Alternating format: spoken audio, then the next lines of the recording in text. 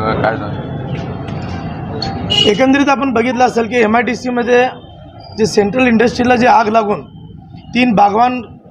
4 बागवान कुटुंबातील आणि 4 मनसुरी कुटुंबातील असे 8 लोकांचा या ठिकाणी मृत्यू झाला।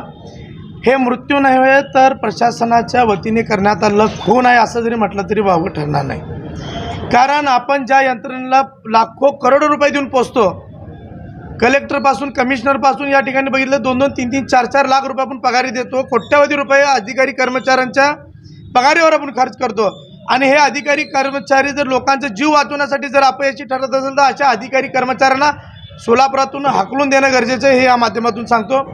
यंत्रणेमध्ये ज्या पद्धतीने चुका झाली, यापूर्वीसुद्धा महानगरपालिकेचे अग्निशामक दलाचे प्रमुख आवटे होते, अनेक ठिकाणी आग लागली, ते जनतेची मदत घेऊन त्या ठिकाणी आज विझवण्याचे काम केले। एवढी मोठी घटना सोलापुरात कधीच घडली नाही, अशी मोठी घटना आणि एवढी मोठी हानी, जीवितहानी होणारी पहिली घटना आहे। सोलापुरातील इतिहासात नोंद होण्यासारखी घटना आहे। आपण बघितलं असेल की महानगरपालिकेचा जो अग्निशामक दल आहे हे अत्यंत कमकुवत पडलेलं आहे।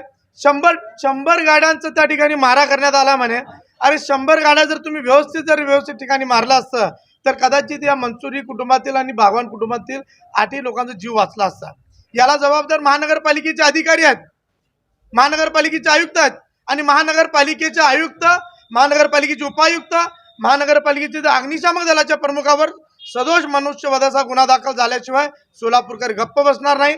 आणि येत्या 8 दिवसांमध्ये राज्य शासनाच्या वतीने या संपूर्ण यंत्रणेची ज्या लोकांनी चुका केली त्यांच्यावर जर फौजदारी कारवाई केली नाही तर या मोठा आणि तीव्र आंदोलन सोलापूरकरांच्या वतीने, सर्व पक्षाच्या वतीने आम्ही उभं केल्याशिवाय राहणार नाही। या माध्यमातून राज्यातील महत्त्वाच्या आणि आपल्या भागातील ताज्या बातम्या पाहण्यासाठी आजच आमच्या विश्व 24 न्यूज चॅनलला यूट्यूबवर सबस्क्राईब करा आणि बेल आयकॉन प्रेस करा।